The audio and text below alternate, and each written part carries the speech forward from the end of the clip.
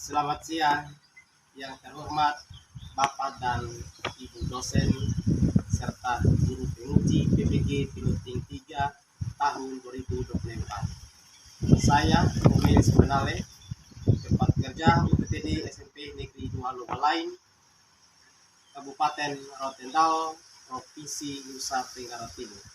Sekaligus mahasiswa LPTK Universitas Mataram dengan NIM E4A124100046. Pada hari ini, Selasa, tanggal 5 November 2024, dilaksanakan uji kinerja pada kelas 9. Berikut video uji kinerja saya. Terima kasih. Selamat siang. Siang, Pak. Baik. Baik semuanya. Ya. Oke, bawa kita dalam doa. Tuhan, terima kasih dan Tuhan tidak melindungi kami dari awal negara di sana. Amin. Terima kasih banyak. Jadi Pancasila, akulah penuh. isinya Beril, Agustri, ada dua. Yang pertama vegetatif, yang kedua bertunas. Contohnya adalah pisang. Jadi pisang itu bertunas, ya. Yang kedua bumi lapis. Contohnya seperti bawang. Generatif, yaitu namanya kepala putih. Jadi hari ini kita belajar tentang perkembangbiakan pada hewan. Hari ini adalah untuk adik-adik dapat memahami dan mengetahui perkembangbiakan pada hewan. Ya, jadi untuk mengetahui perkembangbiakan pada hewan. Nah, pernah makan ikan, ya? Pernah. Siapa yang di sini yang suka makan ikan? Bayangkan tidak, kalau ikan yang diambil terus-terus di dalam air itu akan habis. Dia habis atau tidak? Tidak. Dia tidak akan habis dan dia tidak akan punah. Kenapa? Karena Iya, tepuk tangan dulu. Perkembangbiakan pada hewan. Nah, perkembangbiakan pada hewan ini juga ada dua, aseksual dan seksual. Kita lihat perkembangbiakan yang pertama. Yang pertama itu adalah membentuk tunas. Apabila kalian perhatikan video hidra ini, hidra memiliki bentuk hidra. Oke, jadi contohnya adalah pada awalnya ini adalah satu individu yang utuh. Sekarang ada muncul tunas yang baru, seperti diperbesarkan pada gambar ini. Tunas ini dia akan berpisah daripada induknya, sehingga dia bisa membentuk individu yang baru. Fragmentasi. Contoh hewannya adalah spesies cacing pipih yang bisa ditemukan di dasar kolam.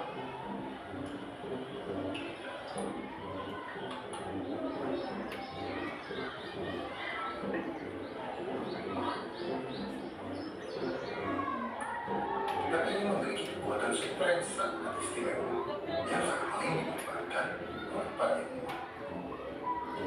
Untuk menunjukkan kekuatan supernya, saya harus menampilkan klip yang lumayan sadis di sini. Tapi coba kita lihat. Kita dapat melihat di bawah mikroskop bahwa dalam semalam lukanya telah sembuh. Oke, mungkin kita tidak bisa sembuh dari luka potong, meskipun lebih lambat. Tapi kemudian hewan ini mulai beregenerasi, menemukan jaringan baru. Bagian putih ini disebut brainstem.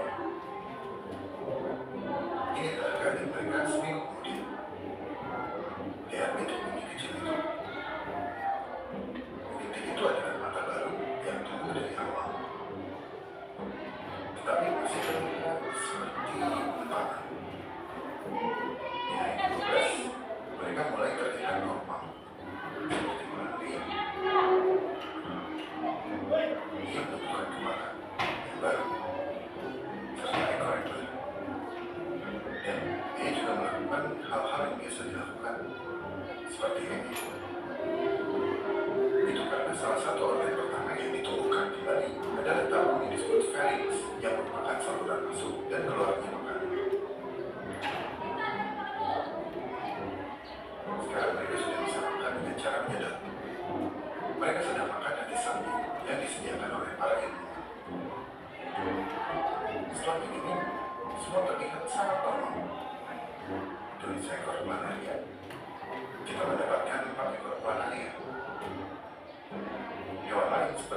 Saksewala dapat menumbuhkan jari kaki atau ekor. Tapi planaria adalah satu-satunya hewan yang dapat menumbuhkan kembali muka mereka. Jadi kenapa kita tidak memiliki kemampuan itu? Semua itu bisa terjadi berkat sel-sel kuat yang dikenal sebagai stem cell atau sel punca. Mereka adalah titik-titik hijau di sini. Dan seperlima dari tubuh planaria adalah sel punca. Mereka dapat berubah menjadi berbagai jenis sel dan dapat membuat bagian tubuh yang baru. Contoh hewannya adalah planaria atau cacing tiang. yang dimana ketika tubuhnya itu dipotong bagi 3, maka dia akan membentuk 3 individu yang baru. Dalam 12 hari dia akan membentuk individu yang baru sudah sempurna, sudah lengkap semua, seperti dia punya ini. Jadi ketika seperti video tadi, kalau dipotong-potong itu bukan menyakiti tubuh mereka, bukan, tetapi justru membantu dalam proses perkembangbiakan. Jadi kita potong-potong dia punya tubuh, bukan kasih sakit atau kasih mati, malah dia akan bertambah. Potong bagi 12 bagian, maka akan muncul 12 individu yang baru. Beda lagi dengan hewan besar ya, kita lihat ya. Kalau sapi, potong sapi 1, potong bagi 5, dia jadi sapi 5. Tidak kan? Tidak. Tapi bedanya pada planaria atau cacing pipi ini adalah beda. Dipotong-potong, maka bagian dari potongan itu dia akan membentuk satu individu yang baru. Yang ketiga, yang terakhir dari aseksual. Jadi parthenogenesis merupakan pertumbuhan serta perkembangan telur yang dapat terjadi tanpa adanya proses pembuahan dari sel. Tidak ada proses pembuahan dari sel, yaitu sel induk jantan dan sel induk betina. Jadi sebagai contoh adalah ketika sel kelamin induk betina lebah tidak dibuahi oleh sel kelamin jantan, maka tetap bisa menghasilkan telur. Jadi sel dari lebah itu tidak menyatu atau tidak terjadi fertilisasi pun dia akan menghasilkan individu yang baru. Nah, supaya anak-anak bisa mengetahui dan tahu tentang bagaimana proses perkembangbiakan pada lebah, yaitu dengan cara parthenogenesis, mari kita sekali lagi saksikan video berikut. Ini video yang berikut ini dia akan menjelaskan atau menceritakan bagaimana proses perkembangbiakan yang dilakukan oleh lebah. Pada usia sekitar 23-40 hari, laki-laki bakal kawin dengan sekitar 10 hingga 20 sekaligus. Oke, nggak sekaligus, dan juga dengan dia. Sperma dari pahlawan perempuan itu bakal ditampung di organ tubuh pada lebah ratu, dan akan digunakan untuk bertelur seumur hidupnya. Ada 2 jenis telur yang dihasilkan lebah ratu. Yang pertama, telur yang dibuahi lebah jantan akan menjadi lebah betina alias lebah betina. Yang kedua, telur yang tidak dibuahi akan menjadi lebah jantan. Dan lebah ratu dapat memilih telur mana yang akan dia telurkan. Lebah pekerja adalah lebah betina yang tidak memiliki kemampuan reproduksi sempurna seperti lebah ratu. Pada teknologi, lebah pekerja merupakan populasi terbanyak, sekitar 98%. Pada usia 3 minggu pertamanya, lebah pekerja bertugas dalam sarang. Setelah berusia lebih dari 3 minggu, lebah junior naik pangkat jadi lebah senior, yang tugas utamanya mencari nektar untuk diproduksi menjadi madu oleh lebah junior. Lebah ratu. Kalau di negara lebah, dia ini presidennya. Kerjanya tinggal turun doang sama bertelur. Apa sih yang spesial dari lebah ratu ini dibanding lebah betina lainnya? Gak ada. Nah, terus gimana cara lebah betina bisa jadi lebah ratu? Beda dengan sistem politik negara kita yang milik pemimpin lewat pemilu, negara lebah mereka punya cara spesial untuk memilih pemimpinnya, yaitu dengan cara nasal. Iya, nasal. Oke, jadi ada 3 situasi yang bikin warga negara lebah ini ngerasa perlu punya ratu baru. Yang pertama, rakyat lebah ngerasa ratu yang sekarang sudah tua dan sakit-sakitan. Yang kedua, ratu lebah hilang, entah kabur, diculik, atau nyasar. Yang ketiga, rakyat lebah pengen merdeka dan punya negara sendiri, sehingga pisah dari koloni yang sekarang. Terus kalau ada kejadian kayak gitu, para lebah pekerja bakal pilih telur betina secara random buat dijadiin ratu mereka yang baru. Nah, telur itu lalu dipindahin ke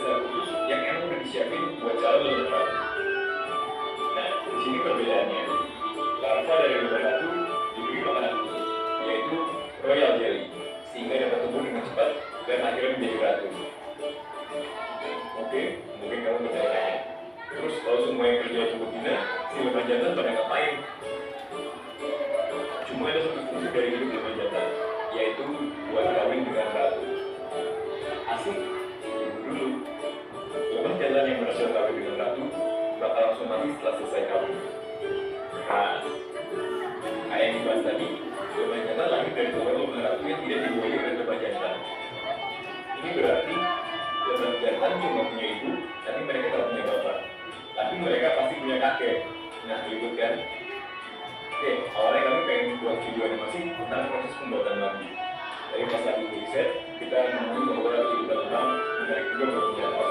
Tapi kedepannya mungkin kami bakal bikin juga animasi proses produksi baru dari film lain. Thanks for nonton, jangan lupa like dan subscribe channel kita. Sampai jumpa di animasi selanjutnya. Ciao.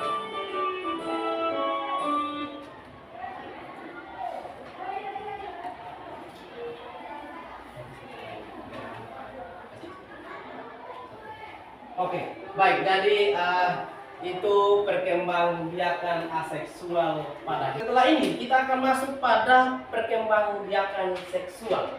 Tadi sudah tentang perkembangbiakan aseksual. Kita akan belajar lagi tentang perkembangbiakan seksual. Mungkin sampai di sini ada yang ingin bertanya? Perbedaan aseksual dan aseksual. Oke, baik. Jadi pertanyaan dari Desi, apa perbedaan perkembangbiakan aseksual dan seksual? Baik, jadi kalau perkembangbiakan aseksual itu adalah perkembangbiakan yang tidak terjadi pertemuan antara sel kelamin jantan dan sel kelamin betina. Sedangkan perkembangbiakan seksual itu adalah terjadinya pertemuan antara sel kelamin jantan dan sel kelamin betina. Barulah terjadi proses tahap demi tahap akan menghasilkan satu individu yang baru. Baik, kita akan masuk dalam perkembangbiakan seksual. Karena itu, perkembangbiakan seksual ini kita akan berdiskusi dalam setiap kelompok. Ada lembar kerja yang sudah Pak siapkan di sini. Ada beberapa jenis hewan vertebrata atau yang memiliki tulang belakang yang Pak cantumkan di dalam lembar kerja ini dengan sudah disediakan beberapa kolom. Ada ovipar, ada vivipar, dan ada ovovipar. Nah, karena itu dari setiap kelompok akan mengerjakan tugasnya adalah coba lihat dan amati yang ada di sini lalu letakkan sesuai dengan cara berkembang biak dari hewan-hewan yang ada di atas. Itu yang pertama. Yang kedua, setelah sudah melongkar hewan-hewan yang ada di sini sesuai dengan cara berkembang biaknya, mana yang masuk ovipar, mana yang masuk vivipar, dan mana yang masuk ovipar, maka silakan teman-teman menganalisis apakah yang dimaksud dengan ovipar, vivipar, dan ovipar. Artinya kategori perkembangbiakan pada hewan. Nah, setelah itu, setelah teman-teman amati tentang perkembangbiakan seksual pada hewan, maka bagian yang ketiga itu adalah perkembangbiakan pada hewan, yaitu pertumbuhan pada hewan. Dari materi itu, Pak siapkan satu lembar kerja. Bagian akhir semula adalah jenis metamorfosis. Ada dua, metamorfosis sempurna dan tidak sempurna. Apa persamaan dari kedua metamorfosis itu dan perbedaannya seperti apa? Bisa? Di sini.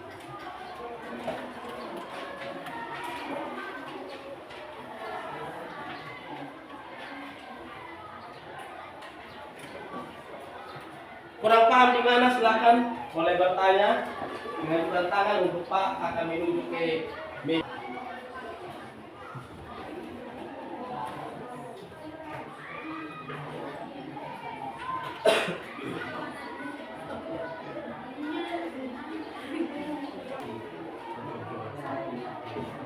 Seksual itu ambil salah satu hewan, lalu seksual itu sampai tadi dengan dari Lalu ada berapa hewan yang ada di situ, golongkan semua masuk di bagian-bagian mana.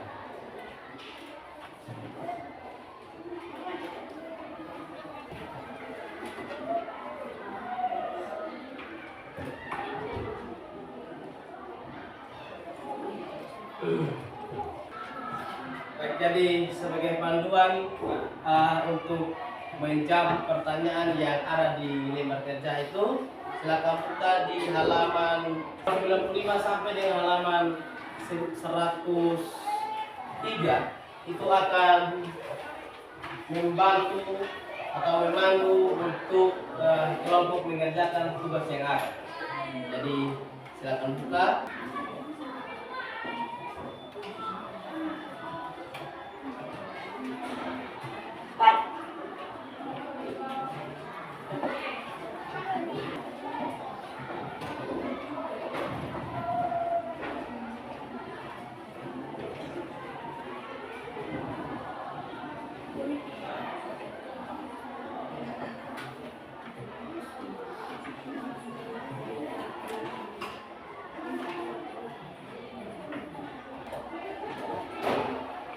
Ya, ini persamaannya itu kan bersama.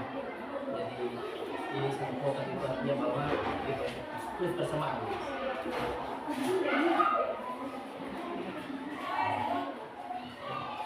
Sudah sampai.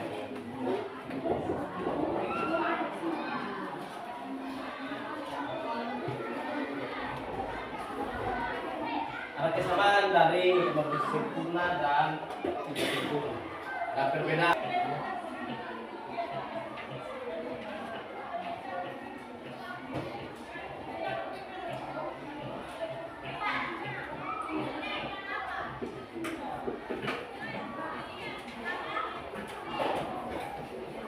Untuk empat, yang pertama sudah 2.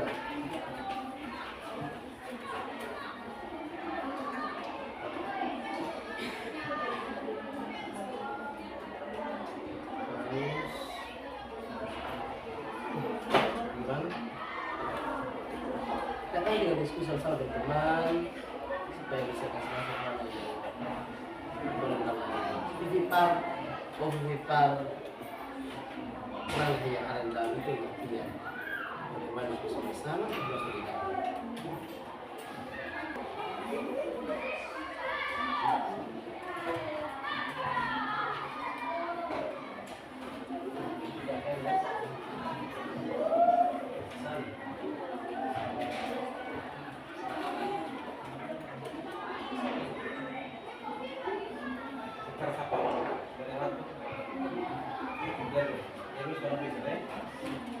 Ya, siapa yang penting nanti sebentar ini harus tulis ambil buku kerja ya supaya baca loh suara kelas. Nah, suara kuat kan? Kalau minyaknya suara berarti sebentar ini kasih telepon kalau di sini besok bisa.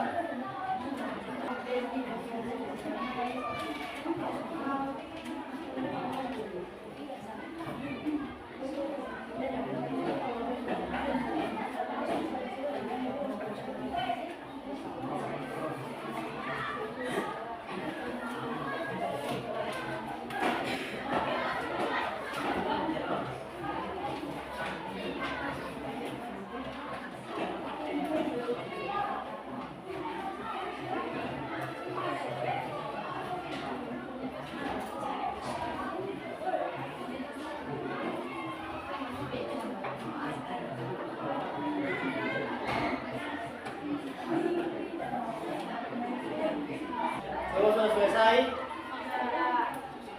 Pak undang semuanya bangun berdiri.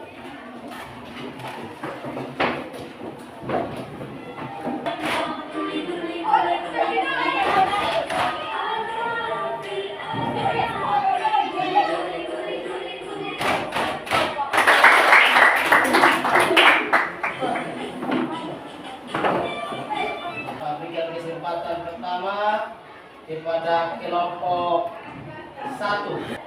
Selamat siang, Pak Guru. Selamat siang. Selamat siang, teman-teman. Selamat siang. Kami dari kelompok 1 ingin mempresentasikan hasil diskusi. Baik. Kami Buat. kategorikan hewan-hewan berikut sebagai ovipar, ovipar, dan ovipar ada anjing, kucing, sapi, paus. Sedangkan pada ovipar ada komodo dan ular. Selanjutnya pengertian ovipar yaitu hewan bertelur. Hewan ini embrionya berkembang dalam telur. Ovipar, hewan ovipar disebut juga hewan melahirkan. Hewan ini memiliki embrio yang berkembang di dalam rahim betina dan akan dilahirkan pada saat umurnya sudah mencapai. Sedangkan ovipar adalah hewan bertelur dan melahirkan. Embrio hewan yang tergolong ovipar sebenarnya berkembang di dalam telur, tetapi embrionya tidak dikeluarkan dalam telur seperti pada hewan ovipar. Persamaan dan perbedaan metamorfosis sempurna dan tidak sempurna. Metamorfosis sempurna dan tidak sempurna memiliki kesamaan, yaitu proses metamorfosis yang berupa adanya perubahan bentuk pada hewan ketika lahir sampai dengan dewasa, namun dalam wujud yang sama. Perbedaan metamorfosis sempurna memiliki beberapa tahapan, yaitu telur, larva, pupa, kepompong sampai dewasa. Sedangkan pada metamorfosis tidak sempurna memiliki berbeda tahapan telur, nimfa, dan dewasa. Jadi dari teman-teman ada yang menambahkan atau meneruskan koneksi dari kelompok 2, 3. Kita memberikan apresiasi untuk santri yang sudah mempresentasikan hasil diskusi. Saran dari kami, paling berikutnya suaranya akan berdasar. Baik, terima kasih. Kelompok kedua. Kalau tidak ada, sekian dari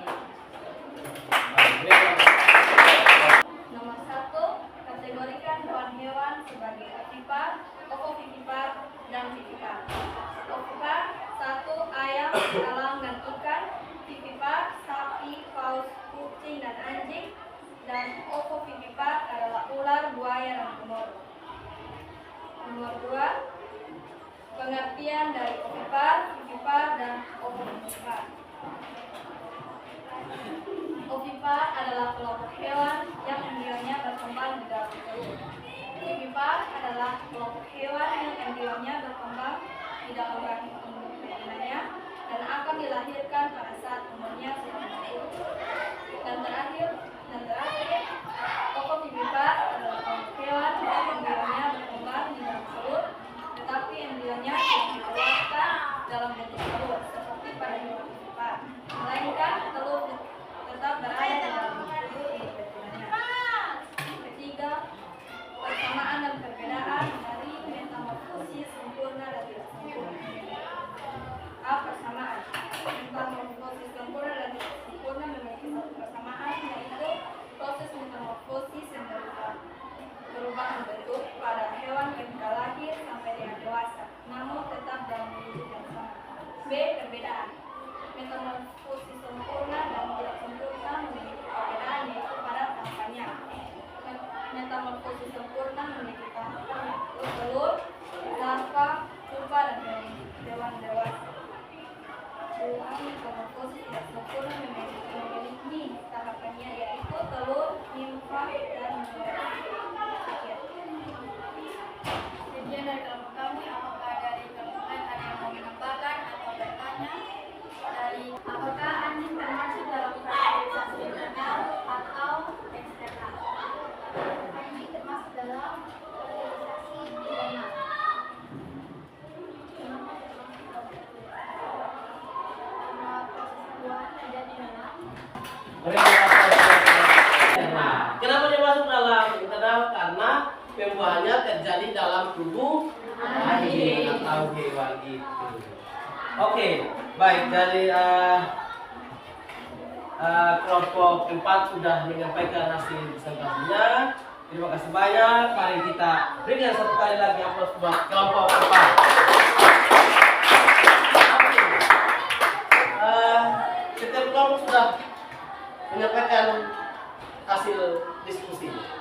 Karena itu dari diskusi yang dilakukan oleh kelompok 1, kelompok 2, kelompok 3, dan kelompok 4. Berbicara tentang perkembangbiakan seksual pada hewan dan juga perkembangan pada hewan. Jadi perkembangbiakannya seperti apa dan perkembangan atau pertumbuhannya seperti apa. Semua kelompok sudah mendiskusikan bersama-sama dengan anggotanya.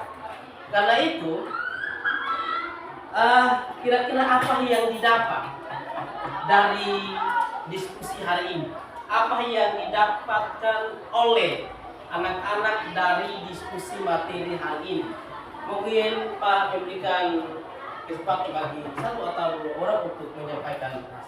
Silakan. Baik, dengan pelajaran kali ini kita bisa mengetahui bahwa ada hewan yang berkembang biak secara seksual dan seksual. Secara seksual seperti membentuk tunas, contohnya adalah hewan hidra, dan fermentasi, contohnya adalah hewan klamydia atau cacing tikus. Dan secara atau juga dan secara seksual disebut fermentasi yang boleh menjadi ditanyakan oleh dua, yaitu ada fertilisasi eksternal dan internal.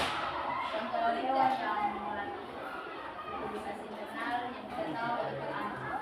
Dan setelah itu seksual juga dibagi menjadi tiga, yaitu hewan vivipar, ovipar, dan subvivipar. Vivipar ada kucing, dan ovipar ada ayam, sedangkan pada ovipar ada sejenis ular. Oke, baik. Terima kasih. Tepuk tangan dulu. Yang didapatkan dari kelompok. Baik. Jadi sekali lagi apa yang sudah disampaikan oleh Marsha menunjukkan bahwa ternyata di dalam diskusi hari ini kita akan mendapatkan satu hal yang baru. Yang baru yang mana maksudnya?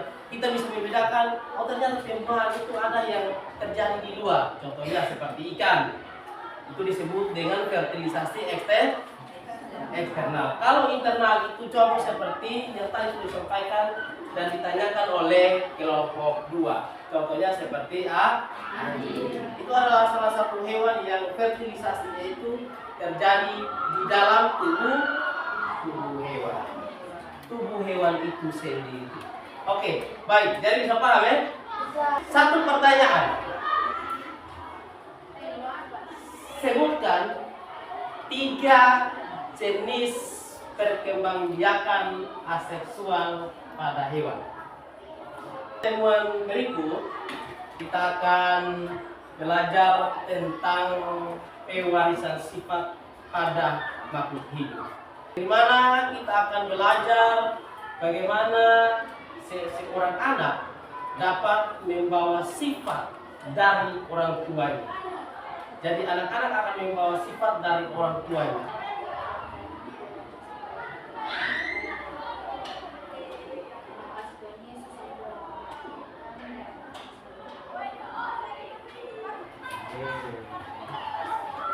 Baik, sekian pertemuan kita untuk hari ini.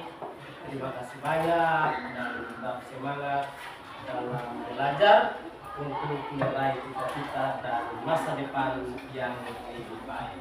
Oke, kita tepuk tangan untuk semua.